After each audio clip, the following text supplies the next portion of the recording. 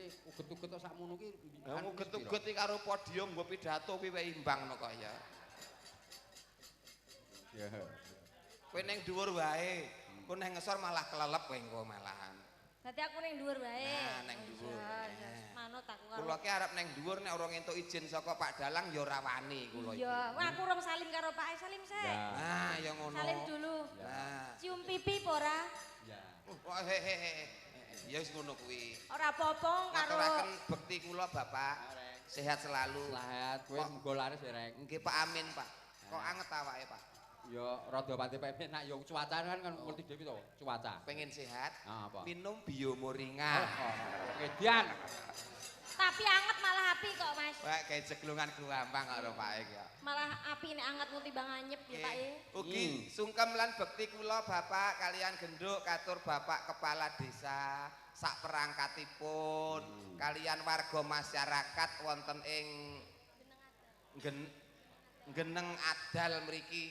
Ngapunten Pak, kula nyebut Geneng Adal niku rada kesupen rada lali. Lah piye? Soale kula enten Geneng Adal niku kula eling-eling sampun ping pisan niki. Dadi kok lali kok pisan. Urung patek apal ngoten lho Pak.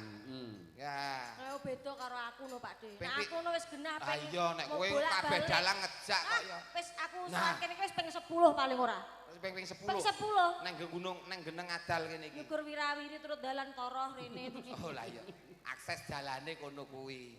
Nggih ugi katur warga masyarakat sedaya dongane mugi sedaya pinaringan sehat, panjang umur, kathah rejeki. Amin.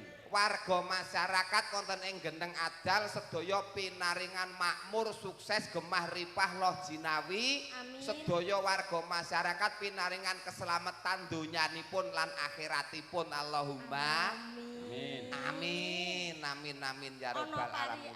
Ana pariane. Nggih. Nonton bal karo mangan tahu. tahu. Pak Lurah sedaya jajaranipun lan keluarga ageng Geneng Adal tansah sehat lan sukses selalu. Amin. Tepuk tangan kanggo ndeke kauget-uget nggih. Nonton bal meneh. Urung bar to bale? Urung wong iki lagi turnamen. Nonton bal karo Sangu Telo. Keluarga ageng Geneng Adal tansah pinaringan panjang yuswa adoh nir ing sambikala. Amin ya rabbal alamin. Ana kadal ndilati oli. Piye Pak De? Warga Geneng Adal kabeh sugih rejeki. Amin. Gen wayangan terus. Eman-eman no balik desane megah kaya ngene kok ora wayangan terus. Niki tegese warga masyarakat lan bapak perangkatipun bener ngurip-urip budaya Pak ngeten niki. Amin. Nggih. Tegese kok ngurip-ngurip ki piye to Pak De? Kan ana lestari nguri-uri budaya. Lha kok ngurip-ngurip ki piye? Ya sing melestarikan wis kaya ngendikane bapak mau sing melestarikan. Nguri-nguri pelakune. Kaya pelaku senine. Lah sing urip-urip ya sing nanggap ngeten niki. Luar biasa. Ngene iki arep apa tegese diopeni ning nek ora ditanggap ya kecut nduk. Kecut. Mbok menawa iki. Ah, dalang ya gur mancing. Lah ya. Iki lak gabungan keluarga ageng Geneng Adal kabeh Pak De. Ning insyaallah kabeh keluarga Geneng Adal perkaka iso dadi penanggap wayang kabeh Pak De. Amin. Bakuki niate pinangka sedekah nanggap wayang angger diniati sedekah insyaallah bar nanggap wayang rezekine ora lokak tambah kebak. Amin. 7 dosa 9 Indonesia merdeka Bapak. Ya. 7 karo 9. Kuwi angka? Lah ya 7 ki karo 9 umure Indonesia. 7 entuk dene tembung pitulungan lirik entuk tembung pitulungan warga masyarakat mriki entuk pituduh lan pitulungan saking Allah Subhanahu wa taala. Amin. 9 kuwi angka sing paling dhuwur dhewe Kuwi ya ana artine Pak De. Pencapaian prestasine warga masyarakat kene insyaallah akan semakin tinggi, semakin maju, semakin mapan menjadikan masyarakat yang gemah ripah loh jinawi baldatun thayyibatun warabun ghafur Allahumma amin. Tepuk tangan kagem Geneng Adal. Kok nah nek 7 songo Pak De. NKRI iki lak kamardikane Indonesia iki. Bener. Kuwi nek saka tembung huruf Huruf. NKRI Oh, kuwi yo ono artine Pak. N artine to. Iya. NKRI. N. Negara Indonesia terdiri dari beberapa suku, beberapa agama, beberapa daerah nanging ora dibedak-bedake ning malah dadi persatuane. Bhinneka Tunggal Ika. Kuwi N. Nah, K. kesatuan sing ditengenke. Rukun siji lan sijine ora bedak-bedake malah padha nyawiji merga wis mengimplementasikan nilai Pancasila sing nomor 3 ya kuwi persatuan Indonesia kaya keluarga ageng geneng adal kene. Bersatu guyub lan rukun. Iya. Geneng adal beda penemu ora padu, beda pendapat ora pegat, beda pilihan ora bakal rusak sing bebrayat. Ya kene. Geneng adal. Kuwi Terus R. Rasa rumangsa padha ngrumangsani siji lan sijine kamangka wong urip kuwi tansah nengenke solidaritasé ora bisa urip dhewe-dhewe. Sosial. Nah, iya. Iya. Wah, jan bothok bolu isi Telek. madu. Terus yang kali dhewe I, Pak De. Iya, I. Lah iki I. Ayo. I. Mikir iki mesti mikir iki nek ora lali apalane iki mikir iki. Imbang ono lagune Pak Tengkleng. Iya. Nimbang katresnanku. Indonesia lah namanya, dari Sabang sampai Merauke kita tetap satu jua. Berbeda-beda kita tetap satu jua ya kuwi Bhinneka Tunggal Ika. Iya, ketok keri dhewe lali kowe mau. Iya. Nggih. Ya sing baku doa yang terbaik ya, Nduk. Amin. Kanggone Indonesia, doa yang terbaik maligine kangge warga masyarakat wonten ing Geneng adal. Geneng Adal. Kok ket mau bapake mau ngendikane ngendi mau Gunung Botak. Jano kuwi iki apa to, Pak? Kula iki mboten Yo kenal. sesuk ajak rono apa piye? Kuwi nggon-nggon apa? Nggon apa? Yo nggon ramean. Nggon wisata. Oh, wisata. Oh, wisata. Oh, ngaten lho Pak De. Wisata napa? Lho, Kuliner. wisata birahi iki apa? Sesuk Pak De nek bingung, sesuk panjenengan mriko nderekke Pak Pri. Pak Pri. Mriko tindak mriko kalih Pak Pri teng Gunung Budak. Heeh, terus Ya ning kono pokoke. Enek jajanan enek. Oh, pabrik Marimas. oh pabrik Marimas. Ah, kuliner akeh banget. Berarti nek aku lewat terus Pak Pri no, mari Mas, ngono. Berarti masyarakatnya grapiak-grapiak ngono to. Iya. Mbok ngomong wae kono ki nggon pakan manuk ngono kok ya. Kroto lho Pak, bakul kroto niku lho, bakul kroto.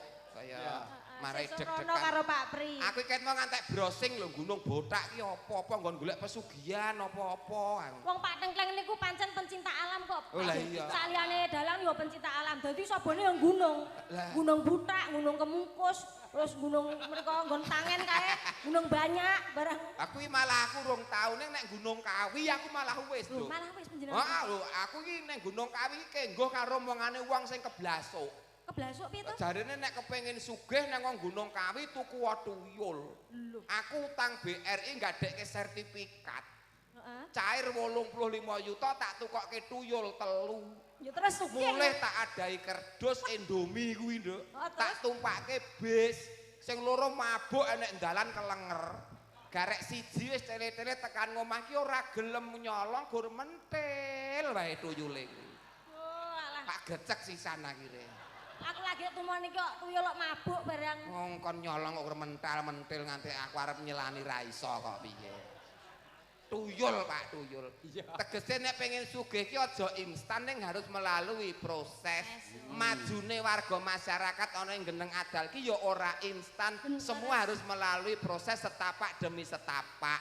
Karena suksesnya Geneng Adal tidak semudah membalikkan telapak tangan. Harus sedikit demi sedikit. Mula ana tambahan waktu 2 tahun untuk Bapak Kepala Desa masa jabatannya. Karben kangge menambah untuk memajukan Geneng Adal lebih maju lagi. Luar biasa. Tepuk tangan derek bingah pokoke. Pak Kepala Desa. Kanggo contoh ya wis Pak. Reng. Pak Tengkleng ki ya wis kena kanggo contoh Pak De. Dawuh Pak e. Apa? Pak Tengkleng ki aku ya nyontoh. Dadi proses untuk keberhasilan ki ora instan. Sing mbok contoh Pak Tengkleng ki apane? Loh, jangan dilihat sisi dari manapun, jangan dipandang sebelah mata. Lho aku ki Ngono takon. lho, Pak Tengkleng ki sakliyane dalang. Iya. Iki ya peternak, pedagang. Yo. Loh, teng omah teng dalem niku nggih ternak sapi. Oh. Kula nate sowan mriko. Tak delok sapine ning kandang pirang-pirang. Iya. Gek wedok kabeh. Wedok kabeh. Sapi. Mongko Pak Tengkleng ki ora kagungan garwa lho. Lah, sakploke Bu Tengkleng niku sedo, Sedo. sapine wedok kabeh. Tak tekoki. Nyapa to Pak, kok sapimu wedok kabeh? Ya kala-kala nggo hiburan kok, Nduk. Ngono. Sapine wedok. Hiburan kok. Maksude ki pancen kuwi untuk peternakan. Lah nggih. Ora kok Pak Tengkleng terus hiburane sapi wedok ki ora. Lah pancen dienggo anu hiburan, saliyane dalang kan iso dienggo refreshing ning dalem. Nah, ngono kok. Dadi ora dikaitke Pak Tengkleng ki dolanane sapi wedok ngono ki ora. Ya iso Engko bisnis. Di bisnis dianake terus diperes susune. Wong boyo lali kok. Alhamdulillah, Kondang alhamdulillah. susune. Reng. Nonon Pak dawuh Pak. Anu get iki ana Dawuh. ana namala tak wacane ya. Oh, Nggih. nggih. Assalamualaikum Wilujeng Dalu. Waalaikumsalam. Bu Cange saha Mbak Eka Uget saha Nggih. Mas Gareng. Nggih, Salam Dirgahayu. Dirgahayu. Hari ulang tahun ke-79 kemerdekaan Republik Indonesia.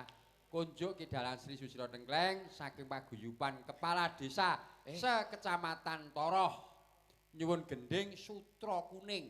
Nah, gending punika kenten aturaken dumateng Bapak Kades Geneng Adal, Bapak Haji Supriyono saha sedaya pangembating desa Geneng Adal ugi masyarakat desa Geneng Adal lan sedaya pamirsa. Pengirim paguyuban Kades sekecamatan Toroh setunggal Kades Dimoro, Kades Boloh, Kades Kranggan Harjo, Kades Ploso Harjo. Bonuse menika Pak Tengkleng namung sekedhik 600.000 sing 300 panjenengan sing 300 sinden-sindene kalih garenge. Ayo alhamdulillah. Kok ya nek tulisane ngono ki tenan kok ora sebo dibongkar. Nek urusan duit aja suwe-suwe nduk Pak Tengkleng gampang lali nduk. Lah iya, lali wong karo bojone lali terus golek neh. Ya Golek neh Mas aku yo lemu penyanyi ngono kae Mas. Nah, iya. nek kula duit ra penting kok, Pak. Apa? Kula duit ra penting. Pun piye? kersane diagem Mbak-mbak pesinden. Nah terus Kula rene iki golek seduluran ora golek duit, Pak. Tenang. Tenan lho Pak. Alah, Dadi duit ki ikhlas nomor iki, 26 ikhlas lho. munggah kula iki tenan. Saestu Pak Haji Supriyono saestu. Kula mboten golek duit, Pak. Saestu, Pak. Berarti Mas Gareng Tralala iki pokoknya terkenal ikhlas abot sedulur timbangane. Alah, tetep timbang duit abot sedulur, Nduk. Berarti milih sedulur apa Alah. duit? Mbok tekak demit aku engko mulih ku ora arep njaluk aku nduk tenan. Lho tenan disekseni Pak Prius karo keluarga kene lho. Wis lunas. Lunas iki sikno. Wis lunas. Sikno Wis lunase. 3 sasi wingi sing mung lunasi panitia kok. Ngomong nang Panitia kene iki ketertiban kok, Nduk. Lagi telepon langsung transfer lunas dadi wengi iki mung kerja bekti kok, Pak. Dalu niki, Pak. karo nyarutan. Ya karo nyarutan senku nek tur-aturan ngono arep tak nggo wisata ning Gunung Botak kuwi mau kok malah. Belas ora enek apa-apa. Nek tegese nggih niki panitia sing tanggung jawab sing hebat nggih ngeten iki, Nggih, Pak. nggih, Mas Alhamdulillah. Nek kowe mbok menawa ijik kok, Nduk. Kula nggih tesih niki. Wong kula nggih termasuk niki nderek pake kok. Oh, gawan Nggih, gawan kula gawan jenengan to, Pak. Wong klambine nggih ireng padha niki. Dadi Pak Diono mang tenang, mengke kula nyuwun Pak Tengkleng. Iya. Pripun, Pak? iso modar bengi yang njaluk aku. Enten apa ta? Kono dhewe ya garek nglakoni. Ya wis nek balik neh melu Pak Diono. Wong kono kuwi duwite wis dijaluk ndemben jaman nyalek akhire ya ora dadi kae kok. Kok gak dadi neh? Masa gak dadi neh? Wong rezeki kok. Urung rezekine nyang rezekine lak dadi sapi kuwi ta ya. Iya. Dalane rezeki ki dhewe-dhewe kok ya. Yes. Banyak lomba-lomba Pak perangkaian acara 17 Agustus. Ya. Nggih ngenamu ana lomba apa to, Nduk? Nek nggen kula ya padha umume enak lomba tarik tambang. Tarik tambang. Terus panjat pinang. Panjat pinang. Kowe melu sing apa? Aku melu sing panjat pinang, Pak. Wes, semene iki hadiahe apa hadiahe? Hadiahe to. Yo hadiahe maneka warna ning dhuwur ana perabotan. Kowe tekan dhuwur pisan. Aku yo gak tekan dhuwur. Gak tekan. Aku sempet menek ngono terus mblorot neh ngono. Menek neh. Blorot neh. Ya wis seneng lah aku pelurutan ki mau. Rodok piye ngono. Iya kuwi. Kowe iki kon lomba ora kon kosot. Kok malah kaya angkrok munggah mudhun munggah. Lah nek narik tekan dhuwur ya mblorot neh ora kuat lah gocekan kok. Cilikane urung tau plorotan. Iya. Alhamdulillah. Nggih. Wong awake dhewe niki lak nun sewu nggih Pak Tengkleng. Piye? Tembunge lak mung karek nglungguhi sing jenenge Klasa Gumelar. Oh iya. Rekasane wis dientekke mbah-mbah para pejuang jaman riyin. Nggih to Pake. Direwangi toh nyawa toh bondo nganti mati kanggo ngurungkepi bangsa Indonesia awake dhewe anak cucu mung garek menikmati sing jenenge kamardikan. Mula wajib awake dhewe kuwi saiki mengisi kemerdekaan dengan sebaik-baiknya. Contohe mbahku. Baik. Pripun? Anu pejuang.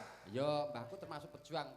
Mergo mbahku ki Veteran nggih, Pak. ya dalang. Nggih. Tapi juga Demang. Biyen kan Demang. Oh, Demang, riyen Demang.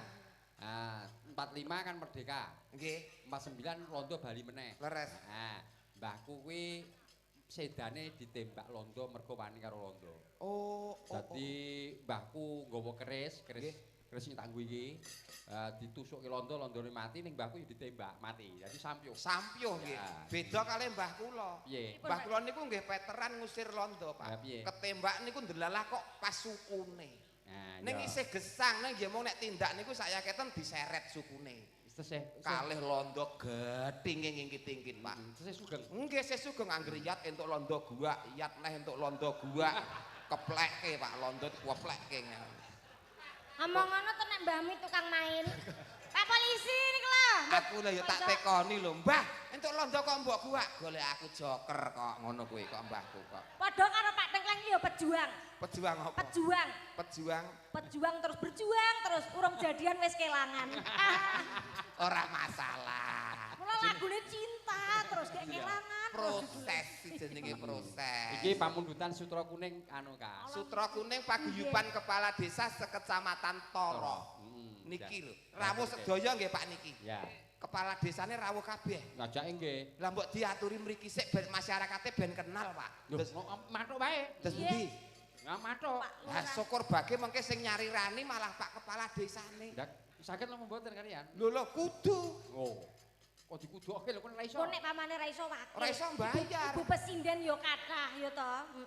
Wakil yo pamane nek pamane wakil yo kudu ngeki kompensasi paling ora. Ya ora wong wis eneng no kok ya wis diparingi. Mbok menawi kepareng monggo tindak pepanggungan namung mbok menawi mboten sih mboten dados menapa. Nggih. Ya coba dibawani uget-uget. Bawa sik ya, Nduk. Sak bawane sak ngopo terserah. Selendang sutra. Sutra kuning apa selendang sutra?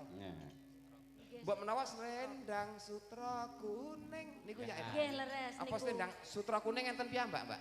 Nggih niku mawon. Oh, berarti sutra kuning ana dhewe. Oh, sutra kuning wonten piyambak berarti langgame. Nggih nyuwun ngapunten. Sindene kene nek kowe ora iso. Nggih tak bawani mawon mengke langgame kersane Mbak Diah. Larase pelok apa slendro? Napa laras? Sutra kuning niku Slendro. Ndro songo. Ah, Oh, selendang sutra kuning niku. Oh, nggih. Nggih. Bawanana, Nduk. Bawanana. Nadyan to bocah mung sak ipel-ipel-ipel ning wah. Wah, kaget aku. Kok kaget? Tak kira arep buka iki kene dhewe. Ipel-ipel. Dadi dhuwure ora dhuwur ngono lho kuwi tegese sak ipel-ipel ning multi talenta Pak nembang nggih sae, nyinden sae. Pengrawit nggih hebat Pak niki. Niki nggih iso mayang lho Pak wingi. Iso. Alah, ora iso aku. Teng Cilacap wingi rekake mayang. Penonton niku kudune nek penonton lak teng arep kelir ngeten iki. Omongno. Bareng niki sing mayang niku pindah teng mburi kelir. Lah ngopo? Sebabe nyapa kek? Arep nonton suluke, Pak. Suluk. Nggih, tore teng suluke gedhe ngeten. Suarane. Aku pegel angger dadi dalang wedok iki. Apa? Angel lek sabetan. Kok sabetan? Gampang. Kaya sabetan gabrok ning ngene. Enek sing ngiwu-ngiwui. Lho. Nek sing ngedang-ngedangi. Ya tapi nek ngeprak kan banter. Oh iya. Nek dalang lanang nek ngeprak ya ora banter. Lho kok iso? Ngiwi-ngiwi. Nek sing ngiwi-ngiwi. Balik sing ngiwi. Lah aku sing ngiwi yo stand mic lho, stand mic sing ning kene iku lho. Coba tembangna Cahayu. Ya, tembana. Ya. Bawasne sik ya. Ya, ditinting sik. Saitik wae bawane. Heeh. Nggih nggih. Ya. Wah, apike suarane. Urung. Urung to? Urung. Mak diut ngono ki mung. Nantut. Wong arep bawa kok ngentut. Entute kok apik. Nggih. Ya. Satu loraku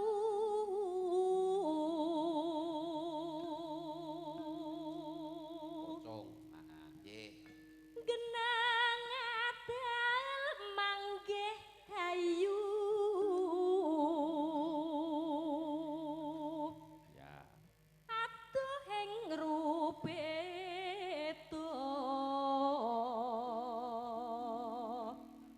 Gusti ingkang amberkahi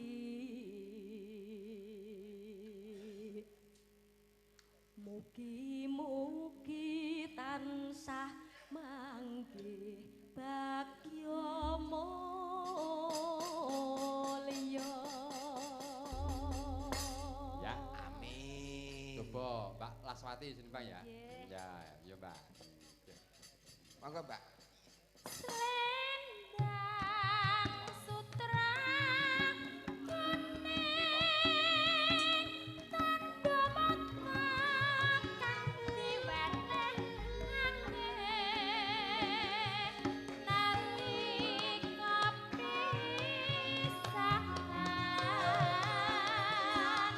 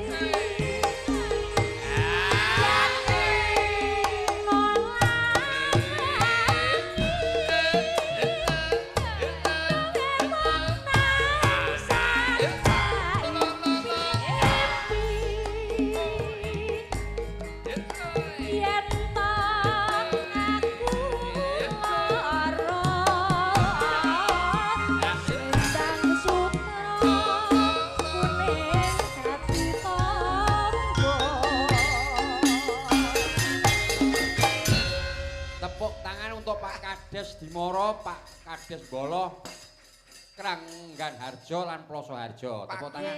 Paguyuban Kepala Desa Sekecamatan Toroh. Umpamane mungkin mung umpama ya. Upami pripun, Pak? Saben Pak Kades iki kelurahan ku wayangan-wayangan kabeh nu apik ya. Sae, Pak niku. Grobokan iku kabeh apik. Nggih janon niku cita-cita idam-idaman, Pak. Wis dan donya akhirat ngoten niku, Pak. Mukti pokoke, Pak. Biyen ki ngono kuwi kok biyen kok, Neng. Riyen ngoten, mula ki kudu kembali ke dahulu, Pak. Ke era dulu, Pak. Kuwi saben kelurahan kabeh wayangan bodalange sapa wae wayangan kabeh. Nah, kuwi saben RT wayang kabeh mesti urip ya. Wah, mesti urip, Pak. Seneng, Pak. Seneng. Sing senep sing nanggah. Ayo nut kemampuan, Ning sing baku ada niat insyaallah dimudahkan. Ngoten lho, Pak. Nek wong Jawa mbiyen. Terus pundi? Iki aku ki nonton petane Kraton Solo kae lho. Dadi Pulau Jawa ya. Pulau Jawa ki tuwa dhewe ki timbang grobokan. Oh, ngoten to, Pak. Wonten sejarahipun to. Sejarah piyang ora ngerti pokoke ki pulau ning kraton ki ana tulisan Pulau Jawa itu yang paling sepuh dhewe. Cacarane mbae. Grobokan. Yang grobokan. Oh, ngoten. Kuwi enek datane. Oh, lah nggih. Kowe malah ora Wonogiri ngono ora.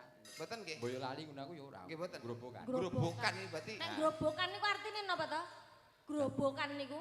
Nah, kuwi ajake grobok, kowe ngerti grobok ora? Napa to, Pak Ding? Grobokan niku napa to? Gerobok ki lak ya kaya dene nek bahasa saiki ki loker, nek gerobok ki tempat untuk menyimpan barang sing aji iki jenenge gerobok. Grobokan. Mbok menawa ngono ya, Pak? Ya, bener. Nah, ngono kuwi. Bawa nggo nyimpen pangan pari biyen. Nah, ngono kuwi. Dadi mula kene iki banyak barang aji utawa akeh sandang, akeh pangan nen kene. Hasil bumine ya luar biasa. Wo, jagung iki nek wis kok kene tenan, Nduk. Panene melimpah. Non. Pangan tikus. Oh, nek niki mboten wong tikuse nyanyi ya, Nduk ya. Nggih, niki tikuse niki manuk beluke. Nek sing mangan tikus yo kene. Didongakne kadang tani pinaringan subur kang tinandur, omone ilang, panene melimpah. Regane adol iso larang, tegese sejahtera hasil panene untuk kanca tani, Pak. Nggih. Nika wonten dawuh saking Saka? Pak sinten nuwun sewu Pak Lurah. Oh, saking Pak Lurah. Pak Lurah. Bolo. Oh, Pak Lurah Bolo. Oh, injih. Wonten dawuh, Pak. Anu, sowan mriku, Pak. Ayo. Nyetal. Yo, kowe sing sebagai kota amal, Rono. Nah, kota amal Rono nyaket. Nah, engko dimasukne kota amal utawa ning grobok, Nduk. Oh, nggih. Nggih. Wonten dawuh Pak Lurah. Nyuwun Gending Lestari. Anu Lestari pun budal niki wau, Pak. Nggih. Gending kethuk loro kerep Lestari. Matur nuwun, Pak. Iya. Dadak nganggo ngene barang. Wah, gayane ya. Gayane ya. Ayo, maksudnya dadak nganggo ngene barang kok ya padha sing tak karepno ngono. Nah, ayo tak omongi. Kene tak omongi. Pripun? Nek wis diparingi Pak Lurah. Bolo. Iya. Didongake sehat selalu nggih, Pak. Amin. Lancar rezekine. Amin. Ditresnani sak pepadane ngurip, pinaringan keselamatan.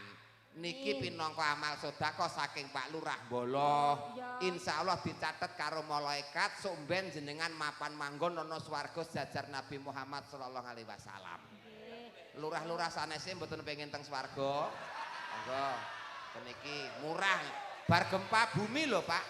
Bar gempa bumi. Carane ngono kuwi. Oh, lah carane kok ya malah ngono kuwi. Ngarep njaluk kok dadak dadi moden. Tiket swarga 300 murah to, kandhane. Yo swarga. Lho, carane.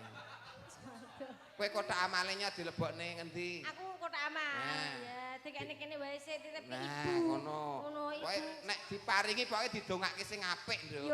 Mergo ndongakne apik marang liyan ku balik luwih apik ning awake dhewe. Iya. Nggih, ngoten nggih Pak Lurah Boloh nggih. Pokoke swarga jajar Nabi Muhammad sallallahu alaihi wasallam. Amin. Ngapa to kowe iki? Nek kowe pengen ning swarga ya uruna ndang kok ya. Aku to. Heeh. Lha Oh iya awake dhewe golek kok ya. Urung cair saka Pak Ziono. Iya awake dhewe panitia kok ya. Panitia. Panitia teket swarga. Ngersake apa? Lestari. Nggih. Sing nembang kowe, Kak. Ingkang nembangaken Pak Eka. Tetep Mbak Eka. Oh nggih. Oh, gandeng Mbak Eka iki lah ora patek. Ora patek om. Dhuwur to niki? Iya. Balekno 100 to, Nduk, ora patek dhuwur kok. Kuwi malah wis genep. Heh? Wis pas. Dadi Pak Lurah ki ngeki aku sakmono ki malah wis pas. Cara bahan lah ora kudu 2 meter to nek kowe iki. Nek pamane ngeki Mbak Diayu, Mbak Nawang kuwi to. Heh. Para kurang ra apa-apa. Lho, kan lencir dhuwur pisan. Lho, kaget-ugetke kok dedeke ora padha karo kancane to. Tak kei tambah ben nggo tambah teku gizi ngono karepe. Iya. Ben iso padha karo kancane. Iya. Wis dipikir ngomong nek sinden setanting ngono lho ya. Ora oleh kaya ngono kuwi. Gak entuk to. Gak oleh. Gak entuk. Ora iso. Tegese iki sing nanggap dudu anu pihak KB kok. Keluarga bangunan kuwi to dudu. Kok keluarga bangunan. Non, kuwi bakal iso dhuwur ora kaya gendong. Iso. Saged. Angger gelem ngombe obat. Obat apa? Ya obat sing marai dhuwur ya obat tinggi. Lemudar kaya ana sinden kok kon ngombe obat tinggi. Nutrisi tinggi iki lho. Kalsium. Nah, kuwi lho kok ya terus obat Ini tinggi. malah penak kok. Reng, Nun, kuwi anu sampinge sampeyan kuwi ana nggo klambi BMC, BMC ngendi? WMC mana? BMC pundi? Nah, Purwodadi. Purwodadi. Purwodadi. Niki sapa dalange mesti rawuh kok, Pak. Wah, BMC di mana-mana kuwi. Di mana-mana Indonesia ada. kok. Se-Indonesia Raya. Ya. Malah wis tau nanggap kok niki kok. Ya Dalangnya ditembangke sik dawuh Pak Lurah Ya, Lestari. Lestari. Ya, monggo.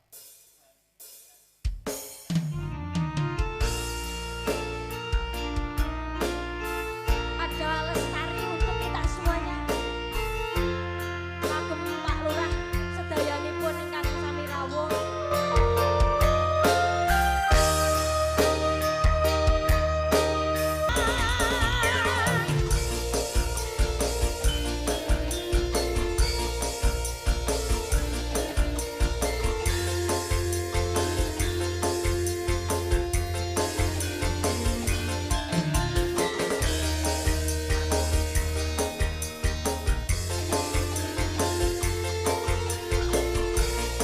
Tengalipun malah sing anu Songsong Agung sing kagungan wilayah. Pak Haji Pri. Kakungipun Oh, menika. sapa, Reng? Wah, bekti kula nggih Pak Haji. Alhamdulillah. Wah, Pak Priyono, Pak Wah, Balura. nggih. Kalian Pak Bolo nggih. Oh, Pak Haji matur suwun. Wonten pangandikan menapa badhe dos pundi menika? Oh, Mbah Bolo. Monggo Mbah Bolo. Nggih. Monggo Mbah Bolo. Oh, mboten. Mbah Pri. Oh, jenengan Mbah Kaji Bolo mawon. Mbah Kaji Bolo. Napa sing abang kok miki sing abang? Oh, langsung ngersake gending Pak Oh. De. Anu ngersake napa? Tiket swarga napa, Mas? Sing ngersake tiket swarga genah awakmu ngono. Napa, Mbah? Kanapa, Kung? Oh, biasanipun gubuk asmara. Jin. Ya paling ora ini wujud Mbah Lurah niki momong lan menghibur warga masyarakate, Pak. Mbah Haji Lurah. Nggih, wong ya kersa jumeneng tampil wonten mriki lak betek lak bareng-bareng pengen menghibur masyarakate. Alhamdulillah, jin. Ketingalipun badhe pun sarirane piyambak. Monggo. Badhe nembang piyambak. Iya. Mbah Bola tindak pundi Mbah Bola? Oh, nggih. Ampun tebe-tebe lho, Mbah, ampun tebe-tebe. Menika mikipun Mbah Haji. Cici. Nggih. Kula dongake sehat nggih, Mbah Haji nggih. Amin. Nah, niki amit. Nah, Amin. sehat, Alhamdulillah. awet gagah, awet ngomong anak putu, awet Amin. ngomong masyarakat nggih. Piyai kok ganteng ya. Panjenenganipun. Nggih, yuswa sampun pinten Mbah Kakung? 36. 36.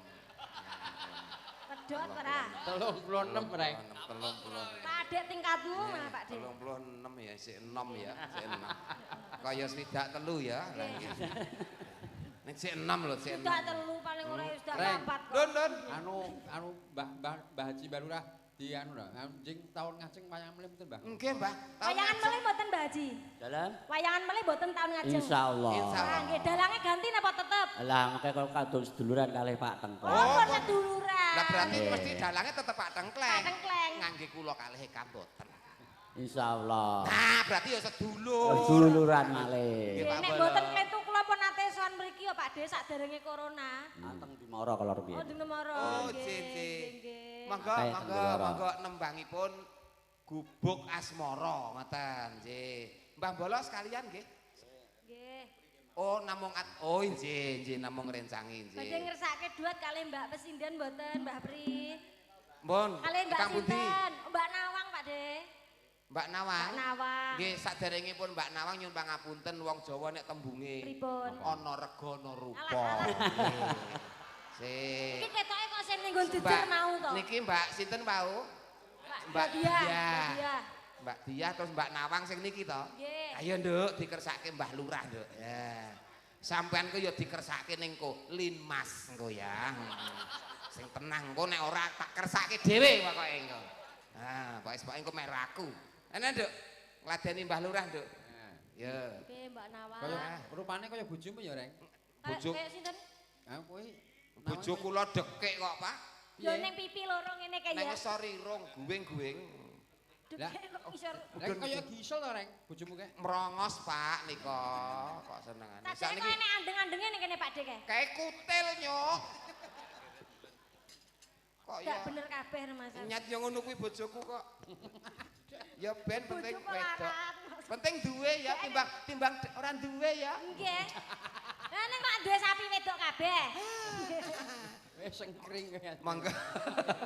Mangga diaturke gubuk asmara. Nggih.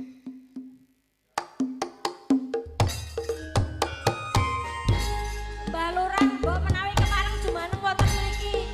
Monggo wonten mriki menghadap kamera. Monggo Mbah Lurah bolong. Kersanipun dipun topeng. Monggo Mbah Hor, Bapak Puji, Bapak Sari.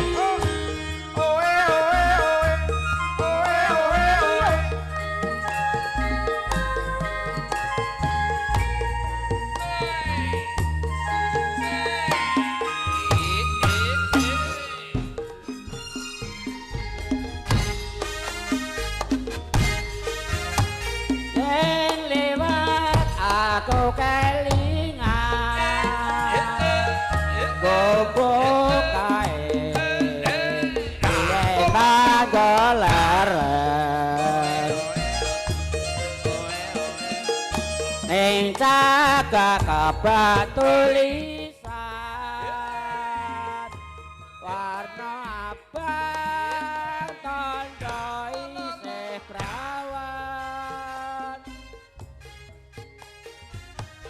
jenenge gubuk asmara yen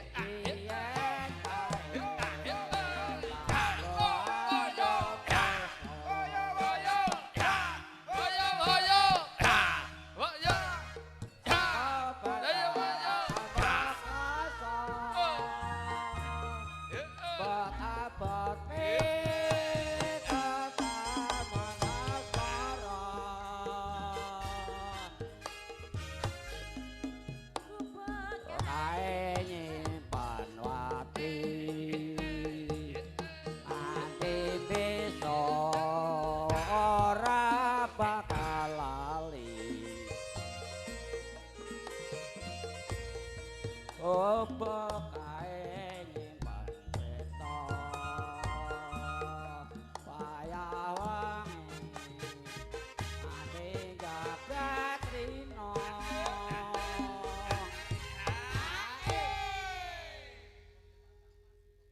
catetan sajroning ati datang luntur kaya ati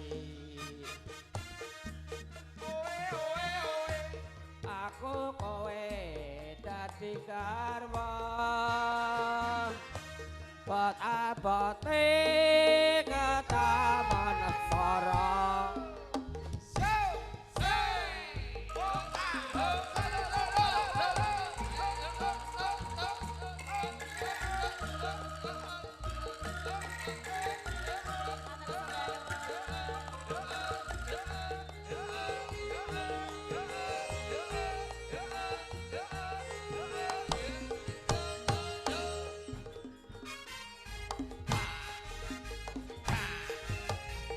lewat aku kelingan gubuk kae yen tak keleret ning kakak tulisan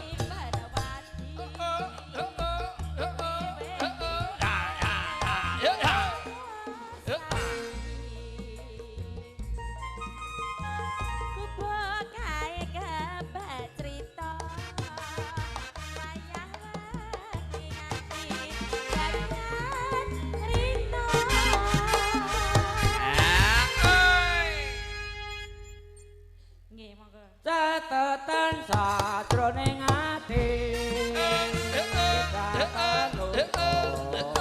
kaya marati aku kowe dadi garwa marga lereng kapok asmara tepuk tangan untuk Mbah Haji. Wah, jan piyayi kok ya budaya tenanan. Nggih, ning kok ya eman-eman ya nduk nek Mbah Haji kok mung nembang sak lagu ki kok rasane kaya kurang ngono lho. Wong nyatane Nadyanto Mbah Haji kalih Mbah Haji Toroh niki berdua serasi lho Pake. Nggih, Mbah anu Mbah Lurah Pri karo Mbah Lurah Bolo. Nggih, Mbah Lurah Bolo niki. Nggih mriki to Mbah Lurah. Dimara. Oleh Pak Mbah Lurah Kranggan, rangsakno Mbah Pritondi di. Coba. Mbah Tambir kula aturi winara mriki. Nggih, mangga. Mangga, para ahli swarga kabeh mriki. Oh nggih to. Ahli swarga nggih Mas Gareng. Nah, kepiye to kok ya. Nggih. Mangga, niki Mbak Pri ngersake iki nggo apa? Ya gur nggo patut-patut, Oh. Nduk, mosok ya. Pakde. Awake dhewe lak wis perjanjian kok ngomong mau to. Napa to? Grupe awake dhewe Pak Tengkleng mau wis berjanji. Tidak menerima saweran, Tidak. makanan, minuman, Tidak. apa meneh duit Heeh. di bawah 50.000. Nek 100.000 ya gak apa-apa. Kowe iki tak rungokke tenanan kok jebule ngungkuli. Ora. Wong jenenge tali asih ki ya. Iya. Kudu Reng, Pak Dadalem. apa anu ahli swarga ki bakale wajahi ngono-ngono ki, Reng? Mungkin ceria-ceria ngeten iki.